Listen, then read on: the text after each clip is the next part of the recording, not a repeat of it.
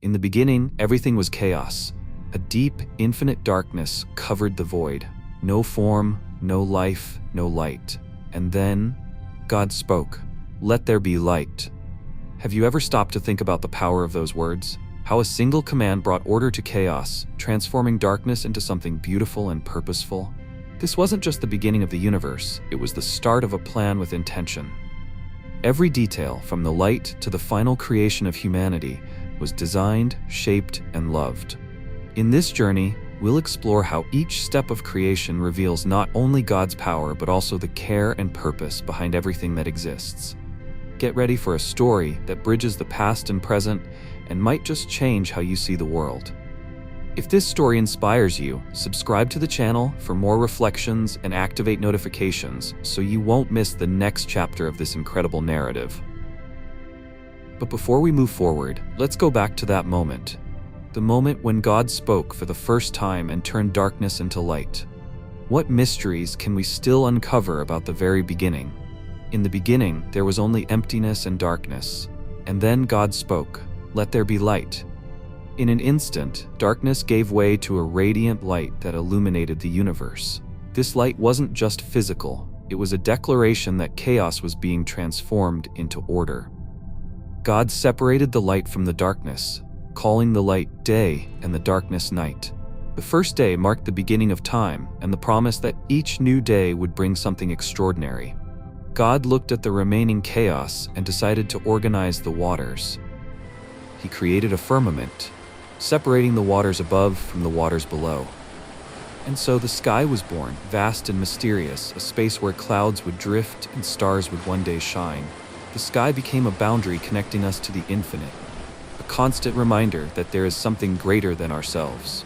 This was the second day, a day of separation, structure, and celestial beauty. On the third day, God called the dry land to emerge from the waters. He named the land Earth and the vast waters seas. But he didn't stop there. With a word, he commanded the earth to produce vegetation, majestic trees, colorful flowers, and fruits of every kind. Every leaf and every grain of sand revealed meticulous planning. The third day was a celebration of life waiting to flourish, a promise of sustenance and beauty forever.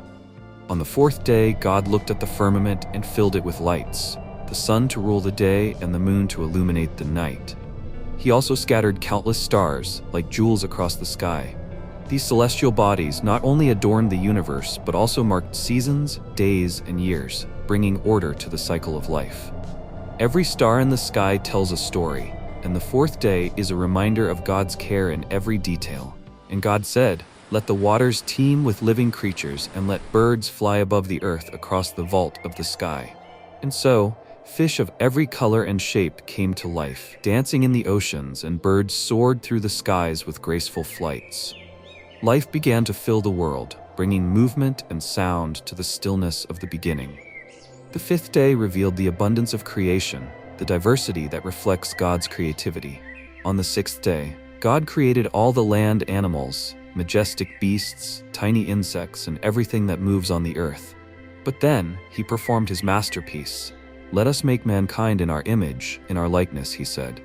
And so man and woman were created, not just to exist, but to reflect God's nature. They were given the responsibility to care for creation, a reminder of their special connection to the Creator. On the seventh day, God saw all that he had made, and it was very good. He blessed this day and set it apart as a time of rest. This wasn't just a moment of pause, but of reflection and appreciation for the completed work. The seventh day wasn't just for God, but for all of creation, a reminder that even in our routines, rest is sacred and necessary.